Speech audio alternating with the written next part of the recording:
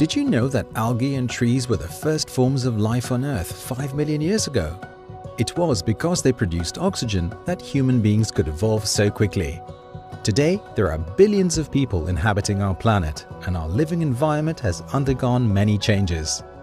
Do we still need trees? Absolutely! After all, the algae in the oceans and the trees on land produce the largest percentage of oxygen on Earth, and we can't live without oxygen.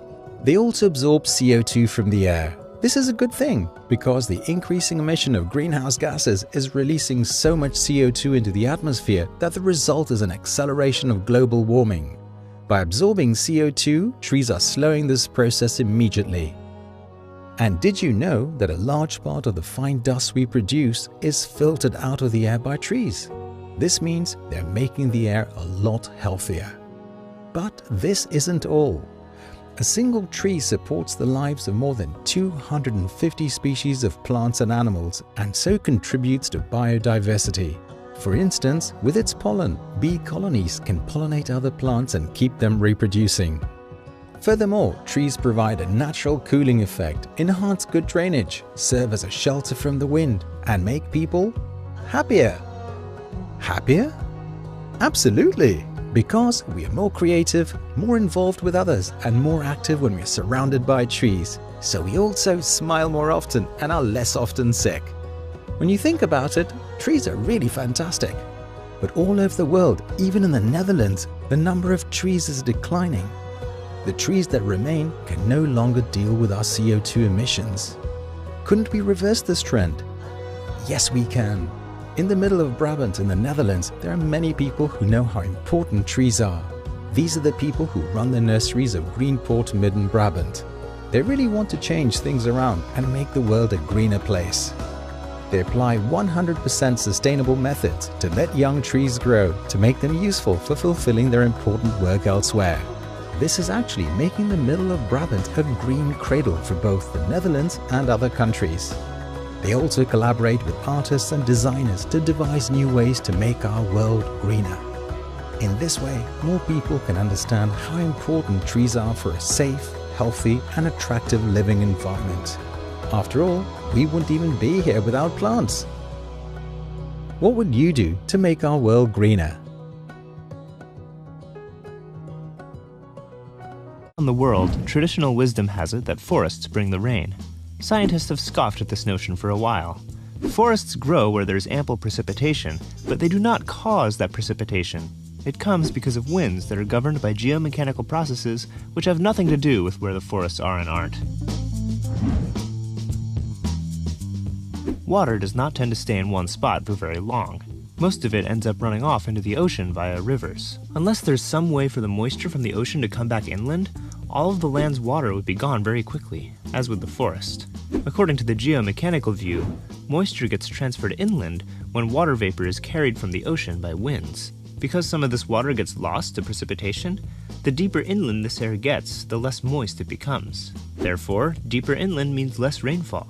If this view is true, we should expect to only see forests near the coasts, and drier, more arid areas the farther inland we go. But this is not what we find. Where there are still natural forests, precipitation does not decrease with distance from the ocean.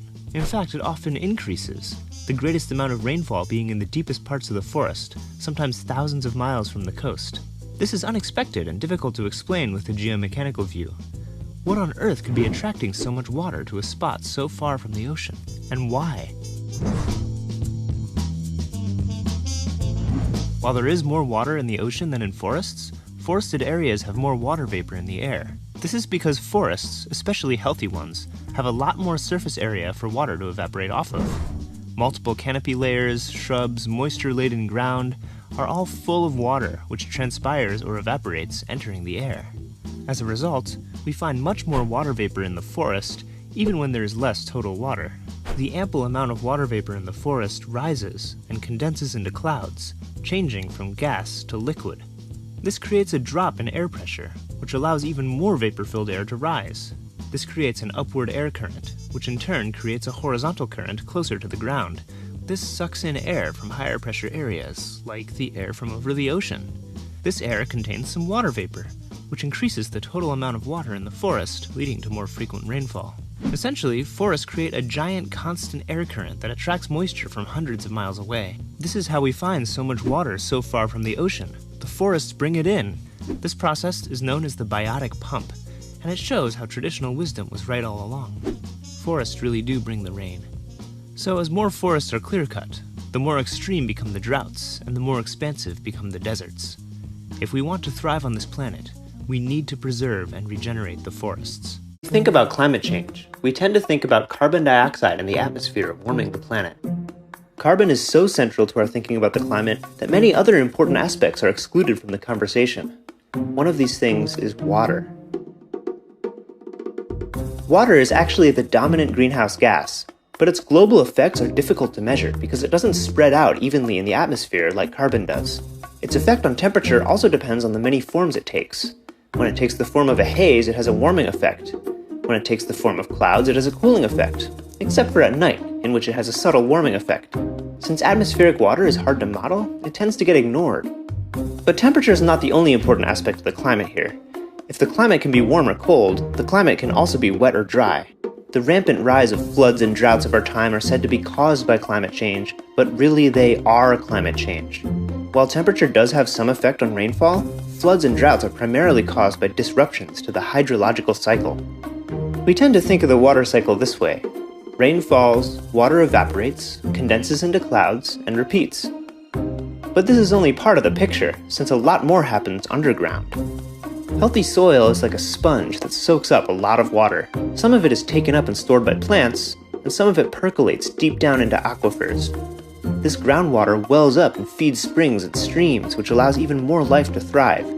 There's then much more water to evaporate from the saturated ground or to transpire through plants. This abundance of water vapor allows for more consistent rainfall.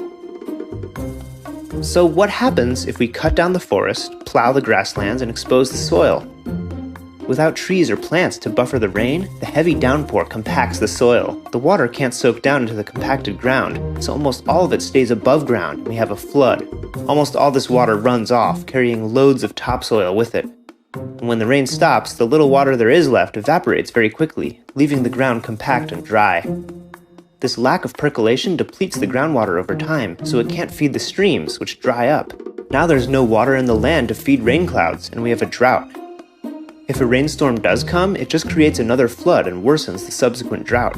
Instead of consistent rainfall, we have a flood-drought cycle. Fortunately, it is possible to reverse this trend. There are ways to regenerate ecosystems and restore the water cycle pretty rapidly while feeding people in the process.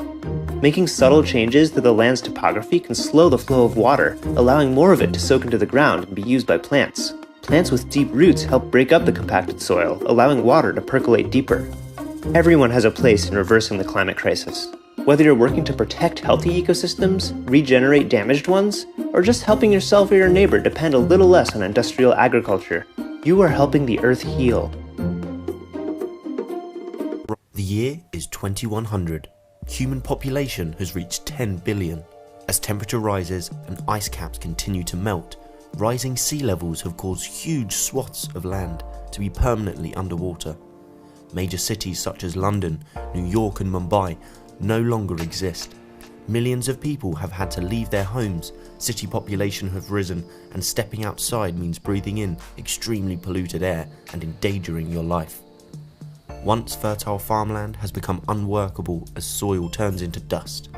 The number of people not getting enough food increases, rivers and seas are polluted, the provision of clean water an ever-increasing problem. This sounds like the plot of a dystopian novel, but it could end up being real. Since the Industrial Revolution in the late 19th century, the human population has exploded and is now growing at an exponential rate with no signs of slowing down. More people demand more resources and create more pollution, an ever-increasing impact on Earth. Humans cause pollution by burning fossil fuels. We are reliant on them for transport and electricity generation. Burning fossil fuels releases carbon dioxide into the atmosphere, which is a greenhouse gas. Increased greenhouse gases cause an increase in average global temperatures, known as the greenhouse effect. This is linked to climate change. Some areas of the world are getting wetter and others hotter and drier, and these changes have an impact on ecosystems and biodiversity. For example, warmer weather in the Arctic and the subsequent melting of the sea ice has an effect on animals that are living there. The polar bear is no longer well adapted for living in its habitat and is an endangered species. Humans also require resources. Large areas of forest are cleared to make more room for agriculture or to mine minerals or for growing other resources like palm oil. The removal of trees is called deforestation and has an enormous impact on not only the local ecosystem but the entire planet. Ancient forests, such as rainforests, are unique ecosystems. They can support a high biodiversity and are home to species that can only live in that habitat. For example, in Borneo, rainforests are being cut down to make room for palm oil plantations. The species that live in the rainforests cannot survive in the plantations. They may not be able to find food or shelter, like orangutans, who are an endangered species. Forests provide services to the planet. They are important in the water cycle, recycling fresh water across the globe. Trees are also able to take in and store carbon dioxide, which helps regulate the Earth's temperature. As well as burning fossil fuels and deforestation, humans also create lots of waste. Sewage, pesticides and fertilizers enter the water. They may contain toxic substances that can kill organisms and impact on whole food webs. Pesticides can accumulate in the tissues of organisms and stay in the environment for many years before being broken down. A combination of a growing population and a throwaway culture, we also have increasing demands for dirty, wasteful landfill. But let's end on a happier note. There is some hope. People are coming to realise the impact we are having on the environment, and governments are aiming to cut down their reliance on fossil fuels and putting schemes into place to help protect forests and endangered species. So in this video, you have learnt about how human activity has a negative impact on the earth because of burning fossil fuels, deforestation and creating waste.